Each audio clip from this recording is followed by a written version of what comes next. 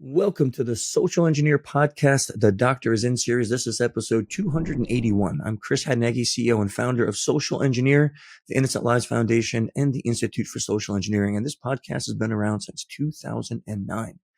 And as always, since it is a Doctor is In series, our resident doc is with me, Dr. Abbie Maroño. Dr. Abbie, thanks for being on the show today. Thanks for having me, Chris. I'm Dr. Abbie Maroño, a top 1% behavior analysis expert, a behavioral scientist, and the director of education at Social Engineer. I specialize in nonverbal communication, information elicitation, and human decision making. Excellent. So as always, this episode is sponsored by our company, Social Engineer, and this is November. Can you believe we're in November of 2024? I can't believe it. But as we look back at the last year, it has been non-stop breaches. And one thing that you probably all have noticed if you're in any size company is that phishing attacks have gone through the roof. They've increased unbelievably by number. And their sophistication, and especially now with the advent of AI being used to take away accents or to even translate things into different languages, we see these type of attacks just getting more and more sophisticated. What can you do? Well, if you're looking to learn how to protect your company and how to help your employees learn how to catch these fraudulent calls and report them properly, we have a service that is just for you. So go to social-engineer.com, check out our managed services, go to Vishing, and you can see what we do, how we do it, and check out the instant Vishing education system. And we'll be more than happy to take an appointment, sit with you, talk with you about how we manage that service. So go to the website, check it out, and I'm sure you'll find some things there that we can help you out with as we enter the new year. Also, if you like the topic of social engineering, you should be in our Slack channel. We have thousands of people in there now every day talking about different things, even looking for work and finding work. So it's a really exciting place. If you sound like you're a family-friendly and legal chat about social engineering is interest to you, then come on in, find the link in the show notes. And if you don't see it, or sometimes it does, it times out. So if you just ping me on LinkedIn, I'll get you the new link if that's the case. Also, I want to invite everyone to go take a look at innocentlivesfoundation.org. There's a lot of really great information on that website. If you're not familiar with the nonprofit, Abbie and I are both a part of it. We help law enforcement geolocate people who traffic children and create child abuse material. And on the website, there's lots of information if you're a parent or you're a caregiver, or sadly, if you're a victim, or you're even a child or a teen that's worried about these things on the internet, you're looking for information. There's a lot on there and how you can talk to your kids about this, how you could stay protected. And Dr. Abbie writes a nice blog called The Doctor's Corner that deals with some of the really deep, dark emotions that go through people that when they have to suffer from these things. So if you want to go to innocentlivesfoundation.org, you can find all that information there. If you liked our mission and what we're doing, we can use your support. We are a 501c3. It's a nonprofit. So we can use your voluntary donations to help us stay afloat. So go check out the site and hopefully you'll support us there. Also, go check out clutchmerch.com. If you like the music at the beginning of the show, it is none other than the best rock and roll band on earth, Clutch. I'm a huge fan, as everyone that ever known me knows. So go check them out and check out their show live. That's the best way to listen to them. And last but not least, keep your topics and ideas coming in, because it's really the way this show comes about is people listen to the things that we talk about here, and then they send in notes, leave comments on YouTube, a thumbs up, a heart, a like, but also your comments and desired themes really help us to plan for future episodes. So keep them coming in, and we'll have a good time with future episodes, which brings us to the topic for today. Dr. Abbie, what did you plan on bringing to light today? The topic today was one that was requested, and I think it's a really important topic for us to cover. We're covering bullying. Yeah, that's a big topic right now in the world, especially in the world of young people in school. So how are we going to approach it? What's going to be our approach about bullying? So first, it's important to really define what bullying is, because I do think, again, it's an overused term. Like a lot of these clinical terms we hear, like narcissist and PTSD, we should do a topic on that soon. They often get overused, and you hear people say, she's bullying me, he's bullying me, and it's not quite correct. So just to validate people's true experiences, it's important to understand what it really is. So we'll go through really the different kinds of bullying and the psychological impact, and then what we can do about it. I think that's an important place to start, because as you're saying that, I'm wondering now if I even know the real definition. Yes. You know, because is it just like being mean to people, or what really is the definition of bullying? So bullying is a repeated intentional behavior where Hmm. a group or an individual uses power to harm or intimidate others. And it can take various forms like physical, verbal, social, and now cyberbullying. Hmm. Mostly what we see is social or otherwise called relational bullying, which involves hurting someone's reputation or relationships. For example, spreading rumors, embarrassing someone in public, or excluding them from a group. Hmm. And it typically happens in childhood is where we hear the most about it because kids can be mean, and we'll cover that too.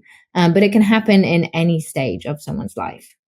Yeah, that's for sure. Adults are, especially in cyberbullying, adults are not separated from that. Actually, I think No. the internet has turned people into what they feel like they can say and do anything to a complete stranger because of the anonymity hiding behind the walls of the internet. And I've Yeah. seen some pretty horrific things said by grown adults to other grown adults on the internet. Yes, well, it gives us an air of, like you said, anonymity, and it also separates us from the consequences of our actions. And I think a person's true character comes out when they're separated from the consequences of their actions. Because if you behave well to avoid the consequences, then it's not true. And a true example of character, it's just, I don't want to get told off. So if you remove that consequence from them and they still behave well, that's a sign of good character because I don't want to hurt this person. It's empathy rather than self-directed. But it is really important to understand the difference between just being a little bit mean, like you said, and bullying, because someone can make a mean comment online, but it doesn't actually equate to bullying. Because let's use kids, for example. Kids are mean, and sometimes kids can do things impulsively, and they don't always understand the consequence of their actions. Like if you want an honest answer of, do I look good in this? Ask a child. They will tell you, no, you don't. You look bad. Yeah. That does all not those look good on you at all. Yes. they might say something really nice and you know that it's honest. But with children, the real difference is repetition and intention. So bullying involves deliberate actions intended to harm, intimidate, or control another person. It is intentional and purposeful. And it's that repetition. And it's really easy to say, well, what if they don't realize? If we repeat the behavior consistently, it's very rare that we don't realize that it's a negative action. Again, like kids can be mean, but if they're doing something that's mean repeatedly, typically they are aware that this is not a nice behavior. And there is that power imbalance. And now power imbalance can be physical. So it can be the physical strength, but it can also be like social status or any other advantage over the victim. Because bullying is, I am the bully, you are the victim. So there is some kind of advantage from the person saying it to the victim. Cyberbullying is a little bit different because of that complete anonymity. It's kind of its whole own sphere. And cyberbullying is extremely psychologically damaging. And again, we'll get to that just because there's no escape. But the impact of bullying is a lot more severe and a lot more long lasting than someone just being mean, because we all take mean comments, but there is a significant emotional, psychological, and sometimes physical harm when it comes to actual bullying. In the case of, like, let's say kids in school, what role does like social pressure play in becoming part of a group who bullies other people? Do you mean for a kid to become a bully? Yeah, because sometimes you see these kids that like they want to fit in with the cool group, so they end up making fun of the fat kid or someone who doesn't dress well or someone who's poor. They end up joining in this group, and they're not normally the kind of person they would be because they want to fit in. So does that play a big role? It does, yeah. And sadly, sometimes it's kind of them or you. In schools, we see these groupings. It's just a very natural thing that happens because it's really natural for us to get into hierarchies and to group ourselves. And you see like the cool kids, the nerds, the music kids, or the this kid and then this kid, and they kind of group. And we want to feel that we belong to a group. And if this is the cool group, and then this is, the nerdy group, and this group is mean to this group, if you get the opportunity to join this group, but there's a task you have to do to get into it, almost like a sorority, then you're thinking, well, if I'm in this group, I'm safe from their actions and I want to be cool. It's a really common thing for kids to want to be accepted, to want to be the cool kid, because they want admiration, they want liking. So all I have to do is just do what they do to this other group and I'll get accepted. So it is that mindset sometimes, either it's them or it's me. And typically, depending on the kid's character, you can understand why they would want to be in that cool group and why they might choose that over going into being bullied. Again, it doesn't make it okay and it's not justifiable, but it's understandable in that sense. And kids don't have a fully developed prefrontal cortex. So for them to make critical decision making is very difficult in comparison to an adult. So we think through the consequences of our actions a lot more. So a kid with all good intentions might bully without actively being involved. For example, they may allow other group members to engage in bullying behavior and just not do anything. And that can really class as bullying in the sense that they're exacerbating that bullying event. Yeah, that makes sense. But I have to imagine, though, that when you get to the point like where we see some of these stories online where they're encouraging the person they're bullying to like kill themselves, and they're actually going that far, whether you have a full prefrontal cortex or not development, like there has to be something in any normal human mind that says, wow, that's too far. Like encouraging someone to actually commit suicide, like that's too far for anybody. Yeah, I mean, a lot of the time when kids will say things, they don't really think about the consequences.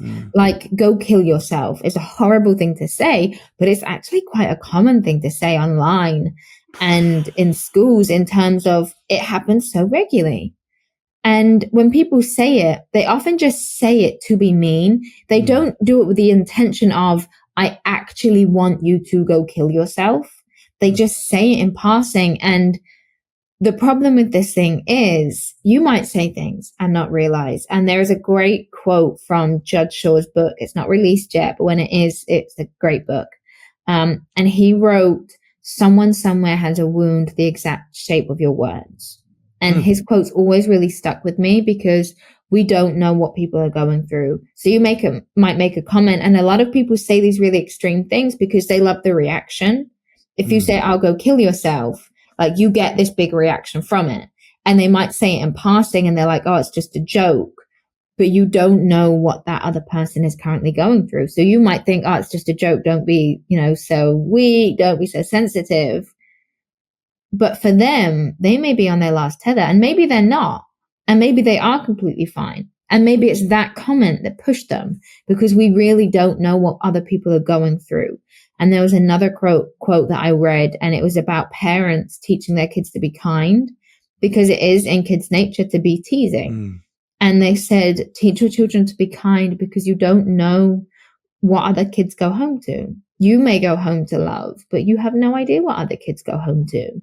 So don't make school a hard place to be for them. And sometimes people just don't think about the consequences of their actions. I would argue that that goes for adults too. Yes. Like I know you say we have more development in our prefrontal cortex, but when it comes to online, man, I feel like people just that statement you said that they do not think about the consequence of their words because of that firewall between, me and you. I can't see your face, so it's easy to say horrible things to you. I don't know how it affected you. Those words just come out and I go on with my day. Yeah, there's also a real bullying towards public figures and celebrities. And it is actually bullying behavior in terms of the definition. But what you see people do is they make these really awful comments to celebrities or influencers or anything like that. And they do it and they say, oh yeah, but look at the life they have. They chose this. They chose to be in the public eye or whatever. They can just go and lay on their millions and they'll be fine. And we almost dehumanize When someone has things that we want, we dehumanize them. And therefore my actions and my words don't have a consequence on them because they're no longer really a person with feelings. They're just this thing. And often when we resent our own lives, when we're really unhappy, we resent people with lives and things we want. So they're no longer a person with feelings because our jealousy and our spite and our anger towards ourselves and our lives have kind of allowed us to just project it into them. So that's why you often see just these awful, awful things said to celebrities. Some of the worst, I remember, regardless of your views towards the Kardashians, they're still human beings. And I remember many years ago, there was a case that Kim Kardashian was held up at gunpoint and robbed. And, she was tied up and it was awful. And she is a human being. She is a mother. Again, regardless of any other opinions of her, she is still a human being and a mother. And that is a very, very traumatic thing for anyone to have gone through. They did end up catching the guys. But the comments that were said online of people saying, thousands and thousands and thousands of people commenting, and saying things like, they should have tied you up and killed you, saying awful things about how she deserved to be sexually assaulted over and over again and murdered and all of these awful things. Now, people say them and they're like, yeah, but there are these top celebrities and they're evil, evil people. And they do that and they take away that humanity. So I can say the worst thing imaginable to this person. And it doesn't matter. It is still bullying. Yeah. It's kind of scary how similar the psychology here of bullying sounds like the same as hate crime. Right? Well, it is. Because it's interesting, right? Because you have to dehumanize that person for whatever their gender, their religion, their skin color, whatever it is. You have to dehumanize them so it makes you feel okay for the thing you're about to do, which is just horrific. Yes. So hate crimes are just a very specific form of bullying. They're very extreme and specific. So the psychology is the same. It's just extremely targeted and directed. Man. Okay. So let's talk about now, because I'm sure there's people listening to this that are dealing with this. So let's talk a little bit about what are some of the symptoms of if you are experiencing being bullied? What are some of the things you're going to go through? Yep. So it's extremely psychologically damaging. Firstly, it makes us feel alone. We're singled out. That's really the point. It's so directed. It makes us feel like nobody in this world understands our experience of it.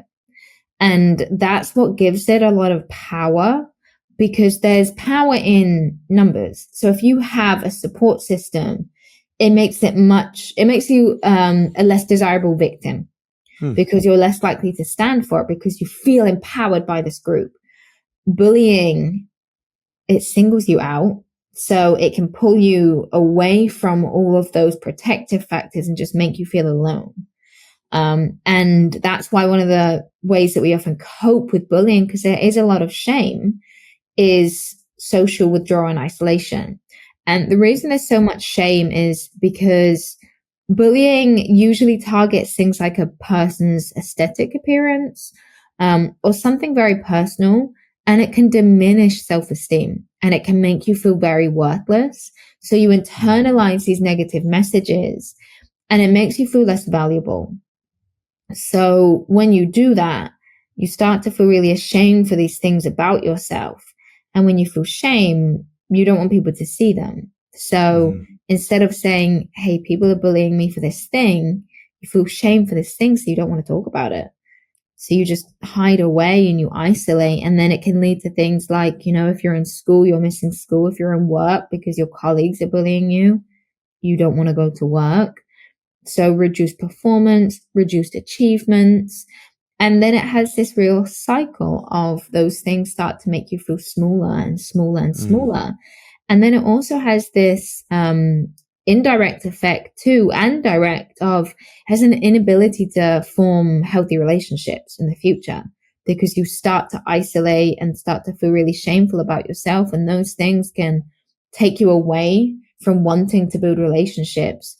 And it can also be a dangerous trigger for getting into dangerous relationships because low self-esteem is something that allows people to prey on as a form of manipulation. You're much more moldable and you're much easier to manipulate by someone who is, say, slightly narcissistic or someone with very bad intentions, because they can see that you don't feel good about yourself. So they can prey on that. And they see that you don't have this great sense of self-worth. Okay, great. Well, I can treat you poorly, give you a little bit of love, and then treat you poorly again and mold you into the person that I want to be. And then just on top of that, it also creates social anxiety.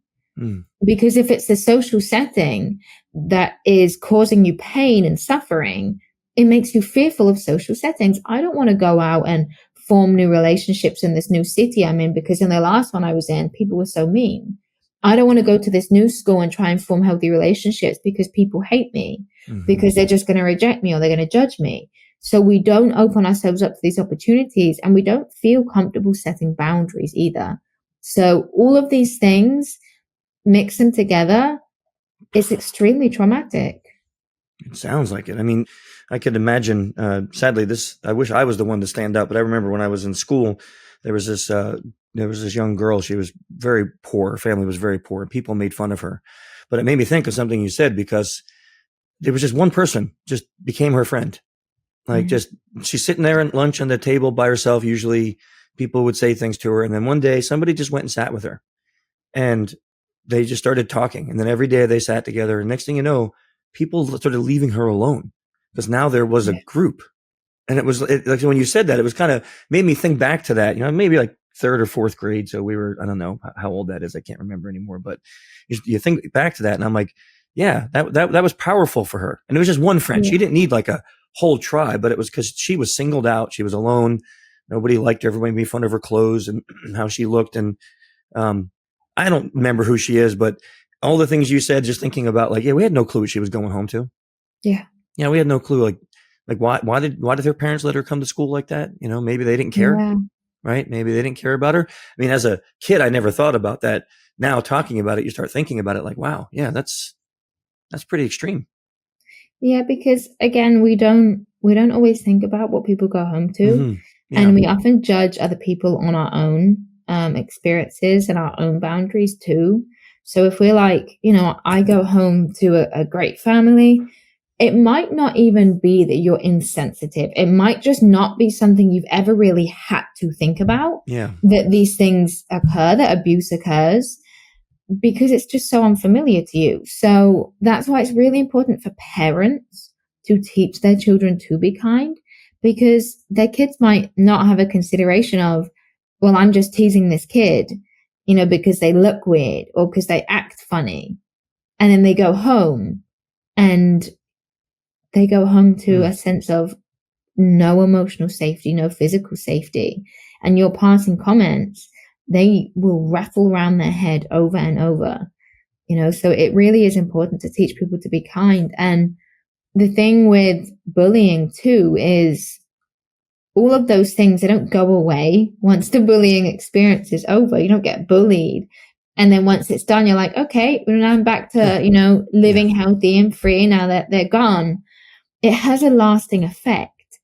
Bullying is strongly related to PTSD. It can be extremely traumatic. Severe and chronic bullying can lead to symptoms of PTSD, including flashbacks, nightmares, severe anxiety, and uncontrollable thoughts about the traumatic event. And it can, like we talked about self-esteem, it can leave such long-lasting effects that person, as they grow up, they carry that with them. And then it leads them to go into other negative behaviors, which leads to other negative consequences, and creates a cycle. I remember being a kid, really young, and I've always been a skinny person. Like, I've always just been built small. And I was very nervous as a kid, and I didn't have a very comfortable home to go to. So I did have a lot of, I struggled with my mental health, and I had some attachment issues. So I'd bring cuddly toys to school. And I wrote about this in my book, but people used to play piggy in the middle. where they would take my cuddly toys Yeah. and throw them. And then I was in the middle trying to catch them and everyone was laughing and it was a, big funny joke. Yeah. But it was a big funny joke to everyone but me. Yeah. Because to me, I didn't have a dad that I felt safe with. I didn't have a mum that I felt safe with. I didn't have a home that felt safe. Yeah. But I had my cuddly toys and it was like, this thing won't leave me and this thing loves me. So I gave all of my attachment to these toys. When people would take them, I would get so furious and agitated, and it made it more fun for them. They didn't know that I was going home and, I was suicidal at like 12. Yeah. They had no idea what I was going home to.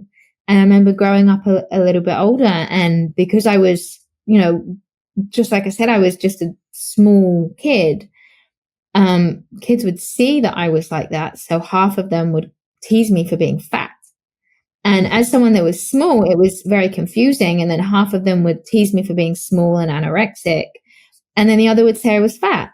So you're like, am I too skinny? Am I too fat? And it took a really long time, way past school to figure out, is my body right? Am I too big? Am I too small? Because half of these people say this and half of these people say that. And it's so confusing. And it took a really long time to unravel this. It didn't go away when I got out of school, and it doesn't. And these things, they attack things typically that are very central to your sense of self. So physical appearance is one that's central to your sense of self. Or they tease you for something. If they get no reaction, they stop teasing. They tease you for something, they get a big reaction. They keep teasing. I had a big reaction to that thing about my weight. I had a big reaction to the thing with my toys. So they keep going on them. And what do we react to things? Things that matter to us. Things that are important, things that are core to our sense of self. If you say to me, hey, Abbie, you're really bad at chess. Fine. I don't care. That would crush me, by the way. That would crush me. Yeah, I mean, fine. I love chess. Well, you can beat me and tease me about it, and I'd probably laugh. I would laugh at you. You wouldn't care, right? But Sudoku, not a chance. No, you're right, because I remember I think I was about 12 or 13. We're in here in the States what we call middle school, so it's in between elementary and high school. What's elementary and high school? Elementary is like kindergarten to sixth grade. You're saying more American terms. Year 1 to year 6. Okay. I think, and then there's 7 and 8, and that's middle school, and then 9 to 12 for us. is high school, right? Okay. And they would separate the boys and girls gym, right? So. We had to, and I was like you, a very, very scrawny kid. I was really small, very weak, like barely do push-ups, sit-ups. Just because you can't do a push-up, Chris, it doesn't mean that you're weak. I was weak. I was weak. I don't know if they did this in UK rope climb. I could barely make it up like 3 knots, and I would, like, my arms were shaking. So we're having to do these laps around the basketball thing outside, and you run for like 10 minutes, and then the whistle blows, and you go in, and the girls come out and do it. Well, right before the whistle blows, these 3 guys come up and they pants me. They take my everything off, and they throw it on the basketball hoop. And I'm 12 years old, and the worst part about it was the coach. He starts laughing at me. He's like, "Get your shorts, you moron!" Right? And I'm like, I can't reach the basketball hoop, and I'm naked. It's like it was just that took years. Like, I actually went home, told my parents, same like you, I didn't have a very good home. So my dad laughed at me also, was like, well, that must've been a sight to see. And I begged my parents to write a note to get me out of gym class. They wouldn't do it. So I forged a note, I got caught doing that. So it was just, like these things, like, thinking about that incident. And, now I can kind of chuckle it off because it's so many years ago, but that was freaking traumatic, and there was nowhere for me to go to get help. Like, my parents laughed at me. My brother laughed at me. It was like there was no safeguard. There was nobody there that was like, hey, that sucked. Like, talk to me about it. And then the coach laughing at me, that was it. I thought, well, this is it. This is my whole future for my life because, like, even the coach is laughing at you. You're obviously not. And I stayed scrawny for a long time. It took me until, like, it was well into my teenage years where I started saying, I got to start working out and doing something with my life, but that kind of kept me there for a really long time. And then I just, like all these things you're saying, I kind of just repressed, went in, read more, Yeah. played chess more, sat at home more, never went out in the woods, never did anything, never, Yeah. really, I just kind of made it a self-fulfilling prophecy to stay that way. It was just kind of weird how that worked. Yeah, and often people say, "Oh, well, I'm glad it happened because now I can use it for fuel." Be mean to me. But there's other things you can use for fuel, like motivation, want self-improvement. Yeah, you don't have to use the hate from other people to do well at the gym. There's other ways to build muscle that are a lot more healthy. Yeah, that was destructive for me. A lot more, productive. Then it led to anger and it led to violence, but that was not like you said, not the right motivator to do it. And it doesn't help us heal per se either. Right. Focusing on something else and growing can be extremely healing. But the mindset that we go into it with, if we're doing it out of anger, out of spite, it can actually exacerbate that negative feeling and reduce healing. If we go into it of these things hurt, but I want to self-better because I deserve that, then it can really, really help us. So there's a really important mindset shift. But the thing with bullying is we get told that rhyme, sticks and stones don't break my bones, can break my bones, but words will never hurt me. The thing with bullying is it does hurt and it has serious effects on the brain. Again, we're not talking about a little bit of meanness, talking about actual bullying. Bullying it creates a chronic activation of the stress response system. So it affects the full brain structure. And for example, increased cortisol over a long period of time can reduce volume in the hippocampus. This is associated with things like memory formation and recall. So it can affect learning and development. Heightened amygdala activity, which is the part of the brain responsible for processing fear and emotional responses, it can lead to increased anxiety and hypervigilance. You're always on edge. Everything you do, are people watching me? Is someone going to say something? Is there a threat nearby? And that creates a heightened emotional responses. So you can seem really over the top and out of character. And it's because you're always this on edge, hypervigilant person. And it can create also dysfunction and volume loss in the prefrontal cortex. So that part of the brain is so critical for, again, decision-making, critical thinking. These areas, especially for work later in life, are so key. And if you're being bullied during really critical times of brain development, and it can create volume loss in the prefrontal cortex, you're going to have issues with planning, decision-making, and impulse control. And this can then also lead to difficulties in regulating emotion and behavior. So it's not just, sticks and stones. It's really serious. And there is an increased risk of suicide. There's a very well-documented link between bullying and suicide. And victims of bullying are at higher risk of contemplating and attempting suicide than those who are not bullied. And understandable, because when you feel alone and isolated and all of these things are going on, it makes you feel like there's no other option. And it's like, is life really worth living if I'm just going to carry this negative feeling with me all the time? It's a really horrible thing to have to feel. And if you have impairments in impulse control, and you have these really negative feelings and you think, I don't want to be here, it's much harder to sit down and think, these are just emotions. They're going to go away. I don't need to give into this negative impulse because of that neural effect. It makes all of those things harder. So they all, again, it's not like one little issue that occurs. It's all of these things working in conjunction that lead to really serious consequences. So you mentioned a few things that, like, parents, like, as a parent myself, we always tried to do that with our kids, but what else can be done? Because this is a huge problem. It doesn't seem to be getting smaller and going away. And the more devices connected to the internet, the more we're seeing this, now with gaming and things like that, you see bullying over those. So what can be done to help people going through this? Well, it's a really hard problem to address, and it usually needs to start at an intervention, at an institutional level. So intervention like policy implementation is really important in schools.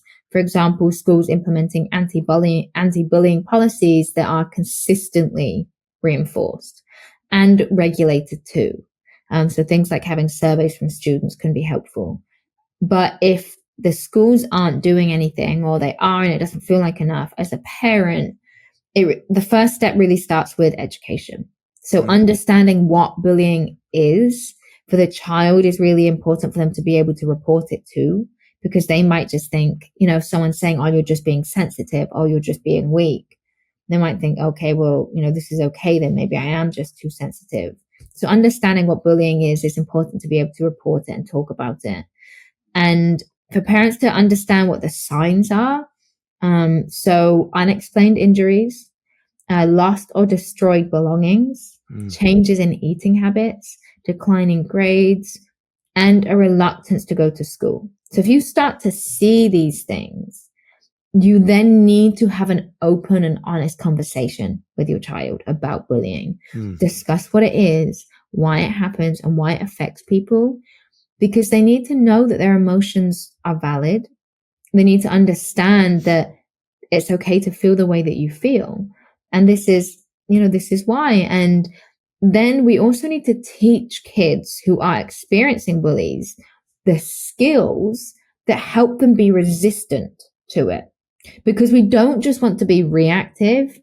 We want to actually build up our children, and not just children, build up people, build up your partner, build up your friend, your family member, your colleague.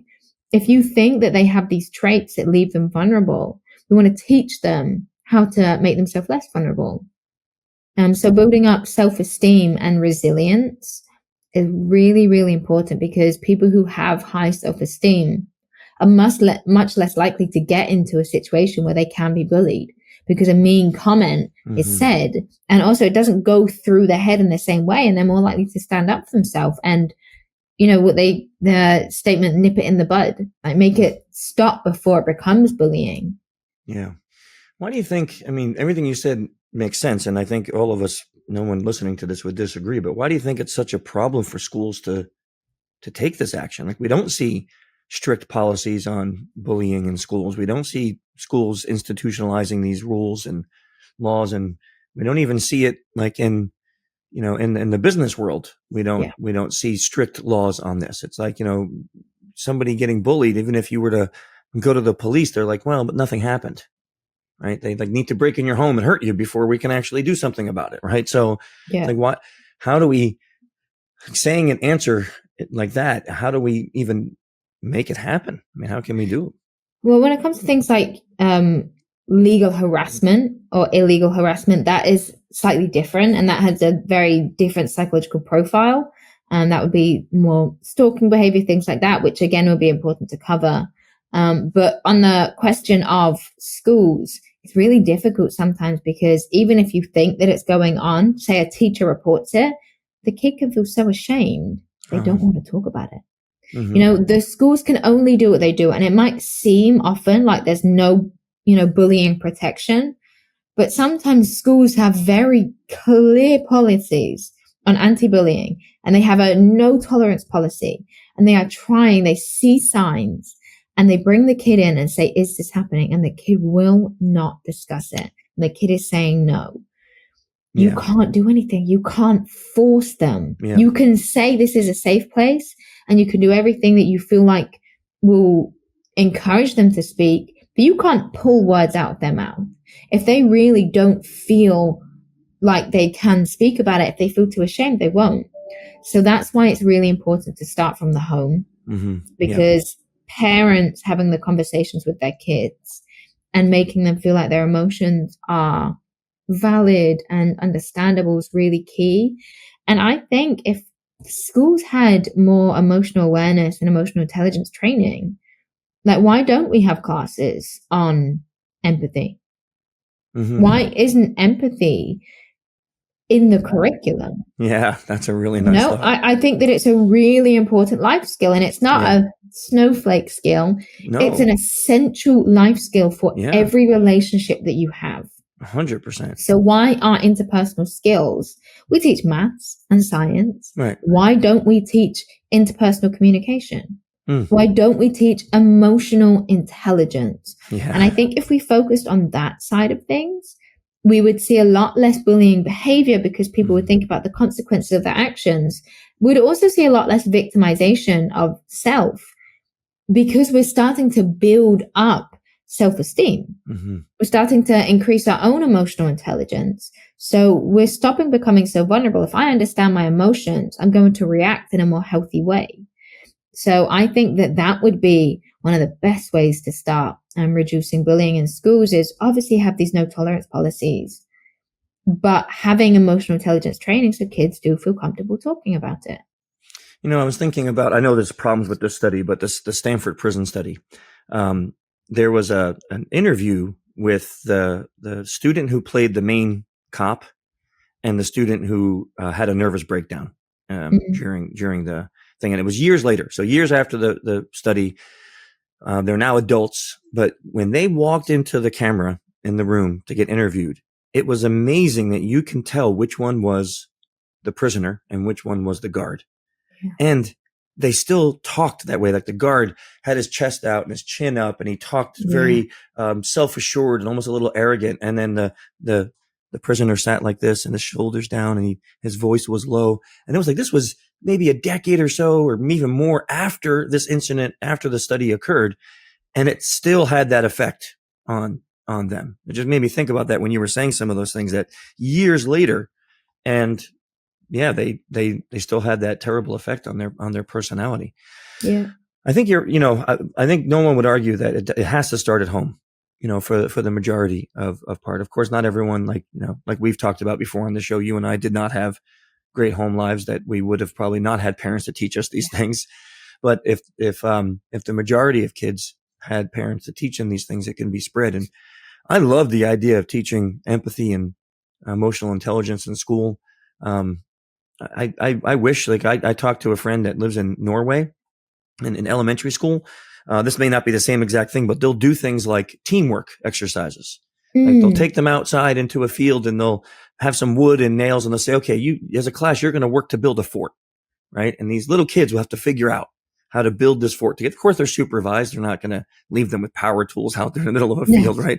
But these little kids have to learn how to communicate, work together, figure out what piece goes where.